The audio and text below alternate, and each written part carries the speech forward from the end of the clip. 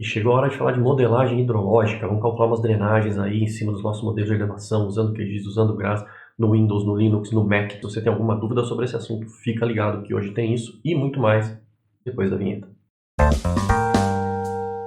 Tudo bem, pessoal? Bom ter vocês de volta aqui no canal do SpanLab. Eu sou o professor Carlos Groman e hoje a gente continua falando de geoprocessamento, um pouquinho de GRAS, um pouco de QGIS, aquele assunto que já fazia um tempo que eu queria falar para vocês, que é o de modelagem hidrológica. Eu sei que esse é um assunto interessante, que muita gente usa, que muita gente precisa para trabalhar e que às vezes esbarra em alguns problemas. Então eu quero mostrar para vocês como é que isso funciona, rapidinho ali um pouquinho da teoria por trás da coisa, bem brevemente, mas depois eu vou mostrar isso funcionando no GRAS e como é que a gente faz isso no QGIS também, tanto no Windows quanto no Mac, que eu também estou ligado que tem muita gente que tem problema com isso daí no Mac, tem alguns problemas ali que aparecem, muita gente tem erro. Vou mostrar o que eu acho que é o erro que acontece para a maioria de vocês e como corrigir isso daí.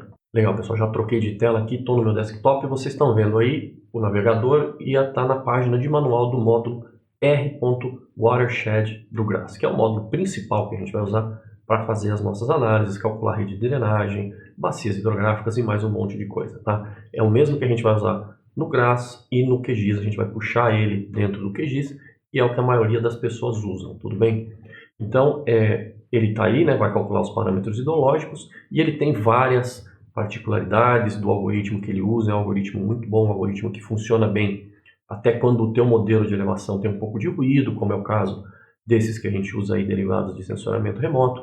Então ele é bem interessante para a gente usar e ele tem pouca coisa que a gente tem que setar de parâmetro para fazer o mínimo para fazer ele funcionar. Lógico que se você quiser se aprofundar e ler um pouco mais e colocar mais coisas, aí você pode conseguir coisas bem interessantes, mas o básico é o que eu vou mostrar para vocês, tá?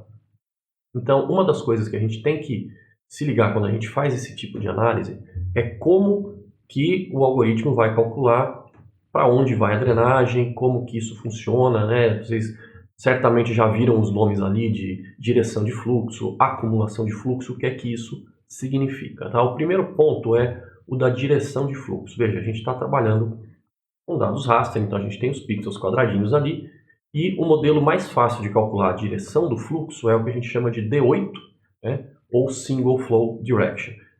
O que acontece? Você pega ali para cada pixel e você olha ali declividade, aspecto, e você vê para onde uma gota de água, digamos assim, iria escorrer, onde o fluxo, para onde o fluxo seria, considerando apenas os 8 vizinhos, tá? Então por isso que ele chama D8. Você pode ter um fluxo indo para uma dessas 8 direções.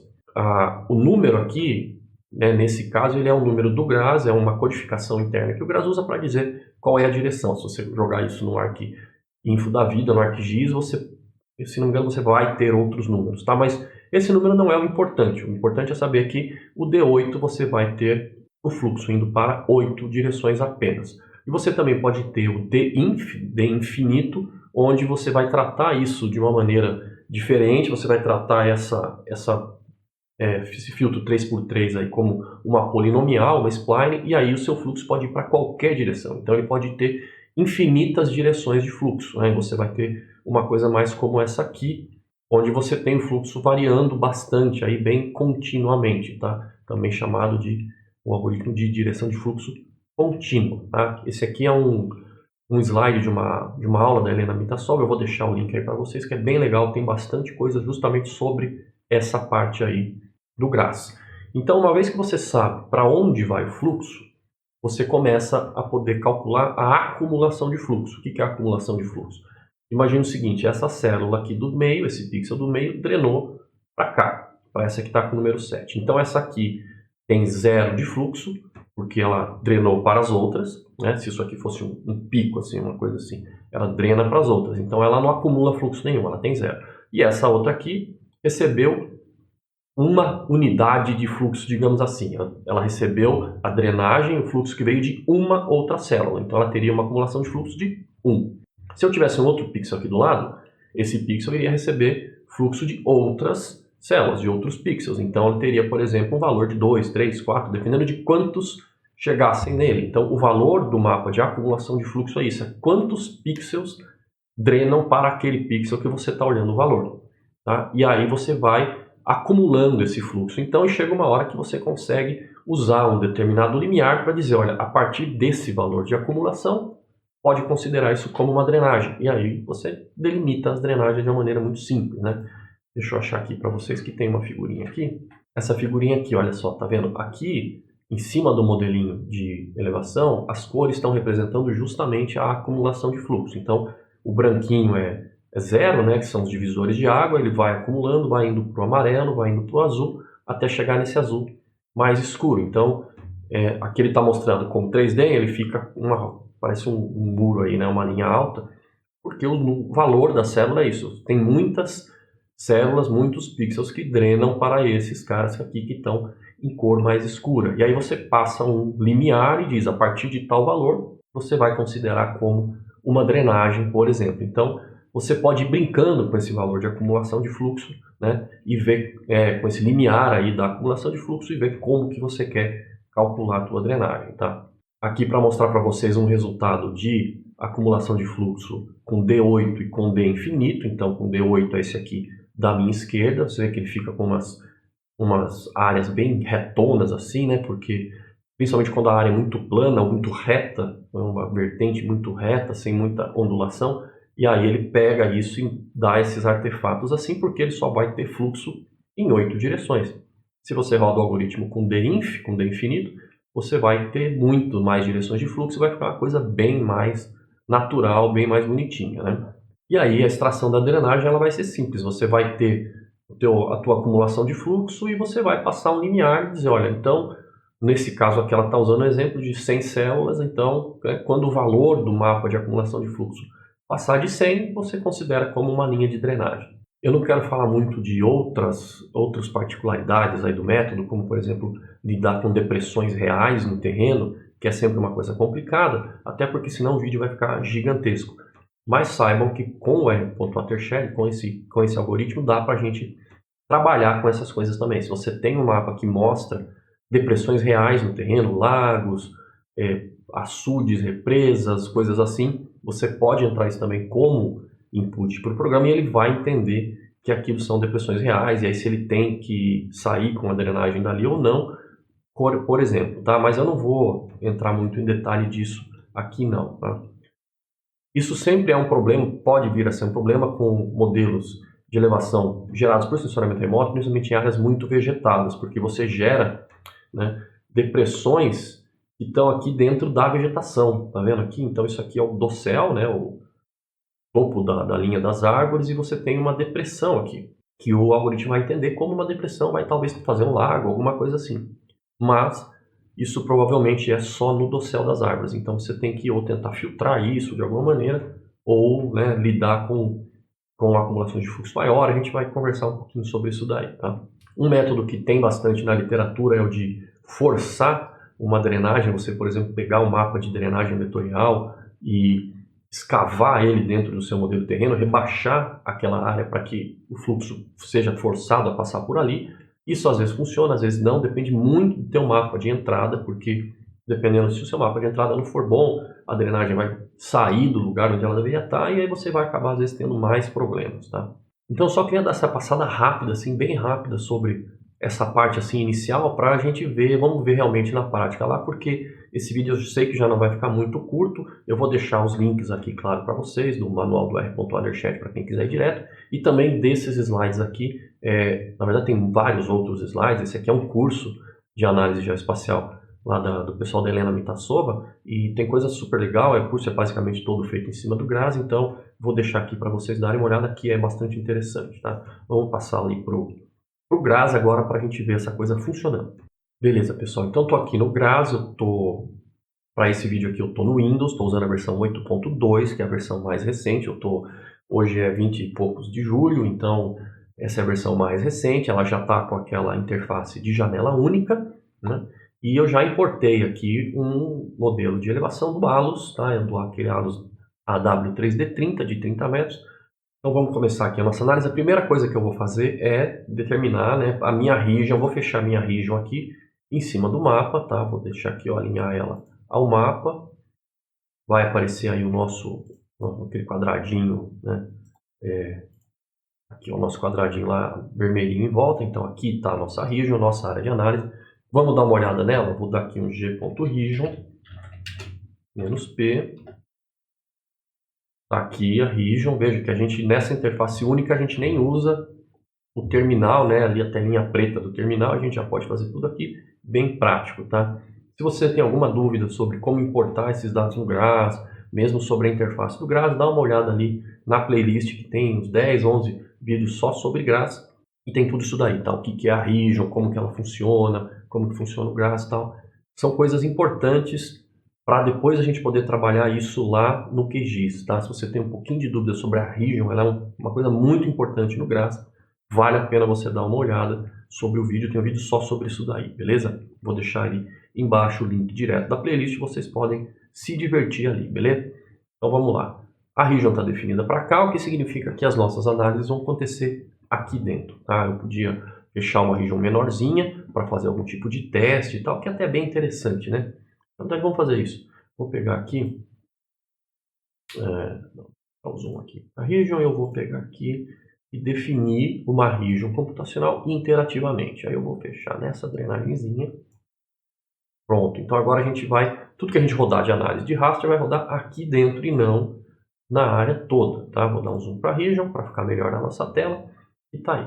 Então agora a gente vai rodar aqui, eu acho muito legal esse negócio de fechar a region para uma areazinha para fazer teste, justamente porque às vezes a gente tem mapas muito grandes, né? Hoje a gente consegue baixar os modelos de elevação e montar isso. Eu outro dia mesmo tenho montado aqui o Copérnicos, o FABDEM, assim, para a América do Sul inteira, e aí se eu quiser eu posso até rodar para a área toda, mas vai demorar um monte. Aí se eu quiser mudar os parâmetros, né, se eu quiser ajustar alguma coisa, então eu fecho numa areazinha, rodo um pouco de teste e depois eu abro para uma área maior e faço coisas diferentes, tá? Então eu vou puxar ele aqui, ó, ele está aqui, o comando está aqui no raster, né? Modelagem hidrológica, o meu está em inglês, o seu talvez esteja em português. E esse aqui, ó, Watershed Analysis, R.Watershed. Aqui o nosso diálogo, a interface do comando. Vejam que a gente tem muitas opções de input, várias opções de output também, algumas opções, tá? Vamos começar aqui. Nome do mapa de elevação de input. Veja que ele é o único que está com asterisco, então ele é o único que é realmente necessário, tá? Vou entrar com ele aqui. E eu não tenho mais nada para entrar, eu tipo, não tenho mais nenhum dado aqui. Isso aqui é legal quando a gente já tem alguma coisa feita, você já calculou, por exemplo, acumulação de fluxo, coisa assim, você pode entrar com eles aqui. E esse parâmetro é um parâmetro extremamente importante, aquele limiar que eu falei para vocês.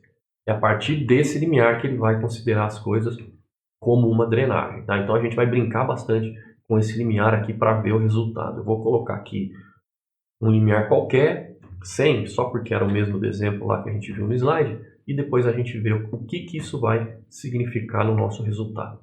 Como mapa de saída, olha só, eu tenho várias opções aqui. Acumulação de fluxo, índice topográfico, né? Poxa, Stream Power Index, então o índice aí do Stream Power, que é aquela relação exponencial, né? Direção de drenagem, que é aqueles códigos que a gente viu lá no DINF D8, então ele vai dizer para onde drena a drenagem. Mapa de bacias, mapa de drenagem, aqui são os stream segments, então são os segmentos das drenagens. Meias bacias, aí divide a bacia em dois. Slope length, então o comprimento da rampa e o slope em si, né? Quanto declividade ali da rampa das drenagens, tá? Eu vou colocar pouca coisa aqui para a gente também não ficar olhando muita coisa.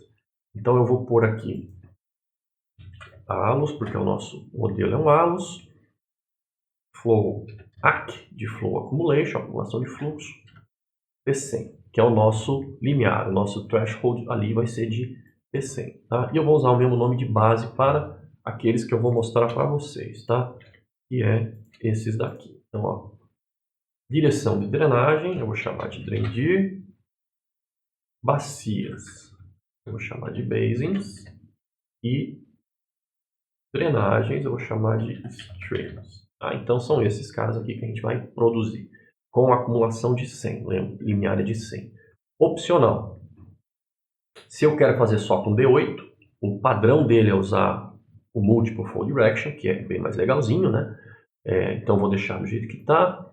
Ele tem a opção interessante de Beautify Flat Areas, então ele vai ali onde as áreas são muito planas, tipo grandes planícies de de inundação de rios, Amazônia, grandes rios, áreas mais planas, até mesmo de áreas costeiras, o algoritmo fica meio estranho, ele faz umas curvas, umas linhas meio retas, ele tenta deixar isso mais bonitinho, tá? Eu não vou clicar aqui porque essa área aqui não precisa, tá? Mas vocês podem dar uma mexida nisso aqui, precisa dar uma lida no manual, mas é interessante de olhar isso daqui, né? E aqui o dado saiba. Então vamos rodar para ver o que ele vai dar para a gente. Como a gente fez numa área pequena, foi rápido, né? Deixa eu deixar aqui para ficar mais fácil de pegar. Olha só, esse que a gente está vendo aqui é o das bacias, esse monte de coisa colorida maluca. Aqui são as nossas bacias com aquele limiar de 100. 100 o quê? 100 células, 100 pixels. Então, quando cada pixel recebe uma acumulação de fluxo de pelo menos 100 células, ele se torna uma drenagem e a partir daí ele calcula as bacias, tá? Aqui vocês já estão vendo os mapas malucos aqui, que é o de direção de drenagem e de streams, né, de drenagem mesmo. Vou dar um zoomzinho maior aqui. Então, o que a gente está vendo aqui? A direção da drenagem, tá? Aí é aquele código lá de números do GRASS que ele diz para onde ela vai, se ela vai para norte, sul, etc. Aqui a acumulação de fluxo. Então, vejam que é aquilo que a gente tinha conversado, né? Os divisores de água têm uma acumulação de fluxo nula ou quase nula, e aí ele vai acumulando. Então, vamos dar um zoom maior aqui, você vê que tem uns artefatos aqui, ó. Isso aqui é uma coisa estranha do modelo, essas linhas retas aqui, ó, tem alguma coisa estranha. Mas vamos dar uma olhada no valor de acumulação de fluxo aqui, ó. Então, vou selecionar a acumulação de fluxo aqui, se eu clicar aqui em cima eu vou ter valores pequenos, ó, valor 1 ponto alguma coisa, então, né, e aí a gente vai descendo, vai acumulando mais fluxo, ó.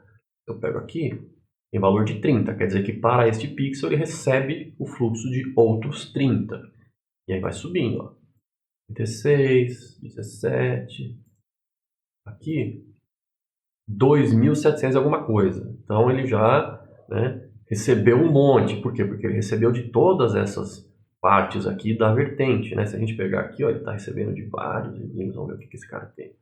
34 mil e tanto. Vamos dar uma passeada aqui para pegar o que a gente pode tentar decidir como uma drenagem. Não, esse. Olha lá, 22, 500, tá vendo? Então aqui, ó, o valor de 500, ele começou a desenhar aquilo que talvez eu chamaria de drenagem se eu estivesse fazendo uma fotointerpretação. Então isso pode ser um indicador muito interessante para a gente definir o que vai ser o nosso limiar de drenagem. A gente jogou 100 ali, né? E ele fez baseado no 100, né? Olha as bacias. Então tudo é uma baciazinha porque a gente colocou um limiar muito baixo. Então vamos tentar aumentar esse limiar. Vamos ver as drenagens, né? Essa aqui a gente acabou pulando. Olha lá as drenagens. Então a gente tem muita coisinha pequena, né? Olha essas drenagens. Opa, tirei o mapa errado. Essas drenagens pequenas que, se a gente estivesse fazendo uma interpretação manual, muito provavelmente a gente não colocaria, porque a gente usou um limiar muito baixo. Então vamos tentar usar um limiar maior. Por isso que é legal fazer esses testezinhos, sabe? Aí a gente vai clicando ali e tal, e vê um testezinho. Vou chamar aqui de novo o mesmo mapa de entrada. Tudo bem, tudo bem. Aqui eu vou deixar tudo igual, não vou mexer em nada.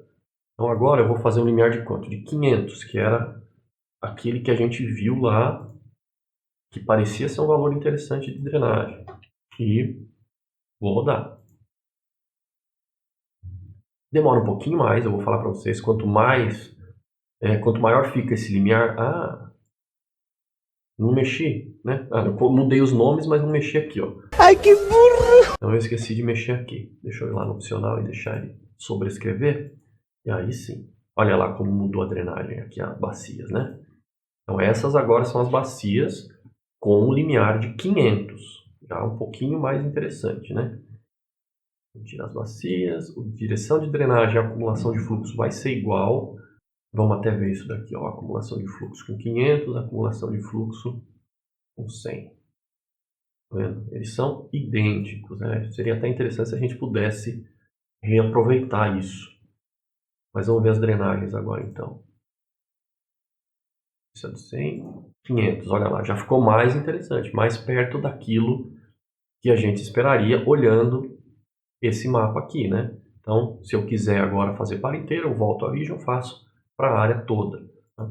E eu posso também usar isso para derivar drenagens que estão numa escala maior, uma escala menor, uma escala mais regional que os meus dados. Eu tenho dados que são ali um modelo de elevação que eu acho que ele pode chegar perto do que um mapa para 50 mil representa, tudo bem, eu posso tirar as drenagens ali. Mas eu também posso usar ele para tirar drenagens numa escala mais regional. Eu posso colocar um limiar aqui bem grande e tirar só as bacias e as drenagens dessa escala mais regional zona. Então, em vez de 500, eu posso pôr 50 mil, uma coisa assim. 5 mil, vá que seja. Talvez 50 mil seja muito, né? Então, vou pôr mais um zerinho aqui em todo mundo para vocês verem. E aí ele tende a demorar um pouquinho mais, tá? Olha lá, olha que legal agora as bacias. Agora as bacias estão até mais interessantes, né? Então só as drenagens aqui com o limiar de 50 mil.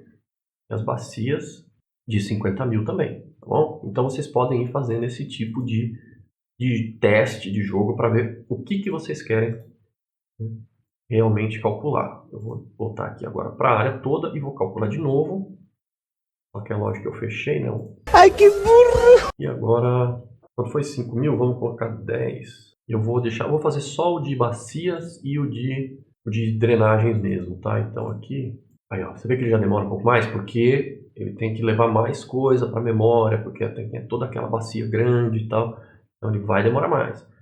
Se a sua área for grande também, vai demorar mais, mas uma hora ele chega, tá? Ele faz, tá? Ele fez tudo isso, vamos dar uma olhada aqui nas drenagens. Ah, parece que está interessante, ó. Olha lá as drenagens. Você parece bem? Acho que sim, né? E aí você pode pegar essas drenagens, por exemplo, e converter para um mapa vetorial, para ter elas bonitinhas, tá? Para fazer essa conversão, você tem que fazer um passo inicial, que é o de vir aqui, ó, no menu Raster, transformar e usar o R.Thin.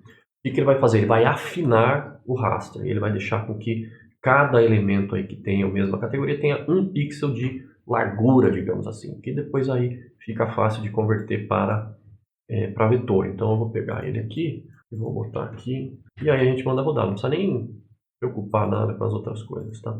Rodou, pronto, rodou rapidinho porque era uma área pequena. E agora eu vou vir aqui no menu arquivo, conversão de tipos de arquivo e raster para vetor ou o r.to.vect. Vou chamar o linha aqui, tipo de feição, linha, tá bom? Aqui eu não vou colocar atributo nenhum, porque não precisa, tá? E ele tem aqui uma das opções, seria suavizar o canto, mas isso é para áreas poligonais, então a gente não precisa se preocupar muito. Vou rodar e ele vai fazer as nossas drenagens, olha só, vamos dar um zoom aqui. Aí ficou mais fácil de ver, né? Então olha que bonitinho que ficou o mapa de drenagens extraído do mapa do modelo de elevação aí do ALUS, tá? Então ficou até que legalzinho, né? Com esse valor aqui. Vamos ver como é que a gente faz agora para rodar essa mesma coisa no QGIS, tá bom? Então vou abrir um QGIS aqui. Pronto, pessoal, estou aqui no QGIS. Esse aqui é o QGIS, não é o mais novo, tá? É um pouquinho velho até, mas ele é aquele QGIS com GRAS que tem na instalação para Windows, né? Então eu vou usar ele para ter certeza que ele vai puxar os comandos do GRAS ali, tá bom? Ele é muito mais, essa versão QGIS com GRAS é muito mais para você abrir arquivos do GRAS, né? Do que rodar, porque os comandos estão lá dentro dele, às vezes ele só não acha, mas eles estão lá. Então, se eu, por exemplo, vier aqui e olha lá, eu tenho ali minha pastinha do GrasData, né? Olha, vê que ele coloca como diretório, como pasta e com o símbolo do GRAS. Quer dizer que ele reconheceu isso como um mapset, uma location do GRAS e ele deixa você abrir as coisas aqui. Tá? Então, olha, estão todos os arquivos aí. Se eu pegar, por exemplo, aqui o vetor, né? Olha, ele abriu para a gente o vetor lá do diretório do GrasData, né? Então, esse que é o legal dessa versão QGIS com GRAS. Mas o comando mesmo vai estar aqui. Eu vou usar esse cara aqui que eu joguei aqui. Ele é o TIFF direto, tá? Não é o arquivo do GRAS. Peguei um TIFF direto, como a gente costuma fazer no QGIS. Joga o TIFF aí e pronto. E aí a gente vai procurar ele aqui, né? Olha lá, Watershed. Então, ele tem uma interface similar. Eu acho que a do GRAS é um pouquinho melhor. Já vou dizer para vocês por quê. Elevação vem da onde? Vai vir do nosso ALUS, é o único que a gente tem. O threshold que está aqui, tá? O nosso limiar, então o tamanho mínimo da bacia. A gente usou 10.000, né, para fazer aquele último lá. Tá? Aqui são coisas opcionais que estão lá na aba opcional. Isso é uma coisa, né? A gente discutiu isso naquele vídeo de plugins do Grazi, do QGIS, que esses comandos aqui do Grazi que estão dentro do QGIS, a interface quem faz é o próprio pessoal do QGIS. E eles é que definem o que entra onde em cada aba. Então não é exatamente igual no Grazi, né? Aqui no Grazi você tem a abinha de coisas obrigatórias, de input, de output, de opcionais, e aqui eles misturam um pouco as coisas, né? E tanto que tem, às vezes você pega um comando do Grazi que está aqui que não tem todas as opções que tem lá no Grazi, porque os caras decidiram que não precisava, sabe? E isso é uma coisa que eu acho um pouco ruim. Tudo bem? Mas, olha só, então tá todo mundo aqui, e isso aqui é uma coisa que eu não gosto do comando do r.watershed aqui no QGIS, tá? Aqui, por padrão, ele vai fazer e salvar todos os arquivos, todos os outputs em formato temporário. Agora, se eu só quero a drenagem, eu tenho que vir aqui e mandar ele não fazer. Então, por exemplo, acumulação de fluxo, eu tenho que dar um skip. E eu tenho que fazer isso para todo mundo. E eu acho que o certo seria vir com skip todo mundo. E aí, aquele que eu quiser, eu vou lá e ligo, né? Porque nem todo mundo faz todas precisa de todos os outputs, né? Então eu vou pegar aqui só o stream, vou deixar no arquivo temporário mesmo, tá? Porque é mais fácil a gente comparar só a drenagem, né? E aí eu vou rodar. Vejam que eu só fiz isso, né? Eu determinei o nome do mapa de entrada, o limiar, que é muito importante, e o nome do arquivo de saída. A gente vai ver o que vai acontecer. Tá? Então, maravilha, fez tudo certinho. O nosso limiar, vendo que foi muito simples, né? Eu não precisei setar nada mais, mas às vezes a gente precisa, às vezes ele dá uns problemas e eu já vou mostrar para vocês quais são, tá bom? Então aí as drenagens, vou trazer aqui de volta o diálogo e eu vou mostrar para vocês o que vocês têm que prestar atenção. Isso é muito importante para quem trabalha com Mac, porque eu já vi muita gente tendo problema com Mac e o problema está aqui. Eu já vi muitas mensagens de erro aí nos fóruns e tal. E a mensagem de erro vem por causa disso. Tá? Que você não setou a region e o tamanho da region do Grazi. Né? Lembra, a region é a área que ele vai calcular.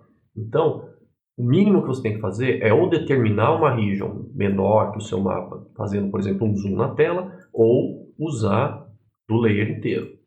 A partir do momento que eu ponho isso, aí ele sabe que é para usar o layer inteiro. Muitas vezes ele dá problema nisso, tá bom? E a célula, aí você pode deixar no padrão ou determinar o tamanho dela de verdade. Aí a gente tem que voltar no Grazi e ver qual é o tamanho dela no valor original, que ela está em latitude e longitude, né, esses mapas. Então vai ser um valor quebrado. Então, vamos voltar aqui para o Grazi para ver. Então se eu vier aqui, ó, e.region-pg, isso, ó. Então a resolução é essa aqui, ó, 0.000277. Essa é a resolução de 1 segundo de arco em graus decimais. Aí eu posso vir aqui se eu quiser e colocar isso aqui, né? E aí você roda e ele vai fazer tudo direitinho de novo, tá? Ele tá dando esse errinho aqui, esse aviso, é porque eu estou usando o mesmo mapset que está aberto lá no Grazi, então ele diz que não pode usar as coisas ao mesmo tempo, tá? Mas esse é só um aviso, não é uma mensagem de erro.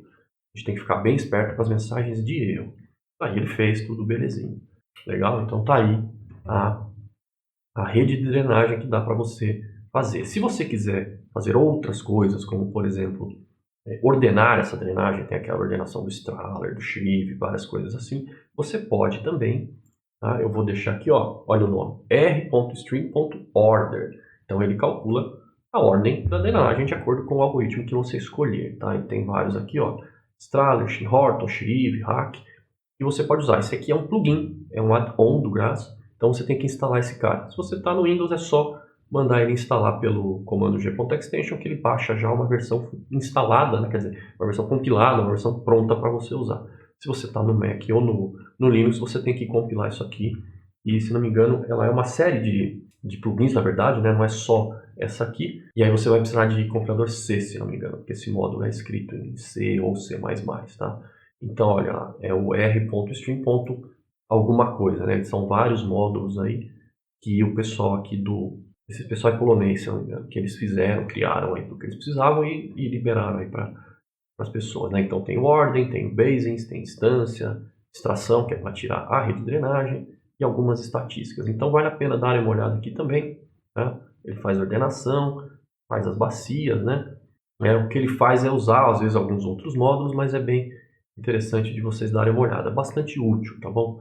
Então tá vendo aqui, ele está tirando só uma baciazinha e coisas assim. Se vocês quiserem uma bacia só, né? Imagino que já tenha aparecido aí a pergunta, né? E se eu quiser só essa bacia aqui, o que que eu faço? Uma das maneiras lá no GRASS seria de você usar um módulo chamado, cadê ele aqui, ó, lógico, que é o Outlet, olha, Watershed Basin Creation. Esse aqui ele vai criar uma bacia baseado num ponto, na coordenada de um ponto. Tá? Então ele precisa do mapa de direção de drenagem, e aí eu vou pegar qualquer um dos Draindir aqui da vida, que a gente calculou, o nome da bacia, então bacia teste, algo assim, e a coordenada do ponto, tá? O que mais ele tem aqui? Ó? Ele vai ter coisinha simples, então eu posso clicar no mapa e pegar a coordenada ou escrever para ele. Então, por exemplo, se eu vier aqui, ó, eu dei para clicar no mapa, eu vou vir aqui, vou dar zoom, e eu vou tentar pegar esse ponto aqui. Ó. É bem a saidinha deste rio aqui. Aí agora sim, ó, agora eu tenho uma bacia mais interessante, né? Se você tem a coordenada, você tem coisas melhores. Agora é interessante que ele está fazendo essa linha reta, né? Será que tem algum problema no modelo aqui? Ou eu estou com a region? Não, eu estou com a region para todo mundo. Ah, é porque acho que porque é lógico, né? Porque eu estou usando o mapa de acumulação de fluxo que eu fiz aqui, de direção de drenagem, né? Que eu fiz quando era aquela regionzinha pequena. Ai, que burro! Ah, então, aí ele não vai conseguir fazer para a bacia toda, né? Eu vou tentar refazer só para essa aqui, que foi aquela que a gente fez, né? Essa aqui estava inteira dentro do negócio. Você vê que tem que ficar muito ligado com essa coisa da region, senão a gente se perde, né, gente? É muito fácil da gente se perder. Então, tá vendo? Agora ficou certinho, né? Porque ela era só dessa regionzinha pequena que a gente fez aquele teste. Então é bom a gente saber bem o que é que está acontecendo, tá? Então essa é uma maneira simples de você, por exemplo, você precisa de um trabalho lá e precisa definir a bacia hidrográfica do empreendimento e tal, você sabe onde é o ponto de saída, você vai lá e dá aquela coordenada e ele vai calcular para você. Você precisa ter calculado os outros antes, né? Você vê que você precisa do mapa de direção de drenagem, pelo menos, que você normalmente calcula lá no Watershed. Aí esse cara aqui a gente pode, por exemplo, converter para polígono, né? Um raster para vetor. Vamos pegar aqui o bacia teste, bacia, tipo área, tá? E aqui eu posso dar suavizar os cantos, né? Olha lá, ele fez. Então tá aí a nossa bacia em formato vetorial, tá? E aí vocês têm lá o shape, pode exportar isso aqui como shape, no GeoPackage, qualquer coisa do gênero. Tudo bem? Agora deixa eu mostrar para vocês no Mac, isso daí funcionando porque eu realmente fiz no Mac também e eu quero mostrar isso para vocês. Então tá aí, ó, a gente tem o nosso mesmo modelo de elevação, né? A gente vai chamar o R.Watershed da mesma maneira. Eu vou depois dar uma adiantada nessas coisas aqui, tá? Para mostrar para vocês como é que ele fica.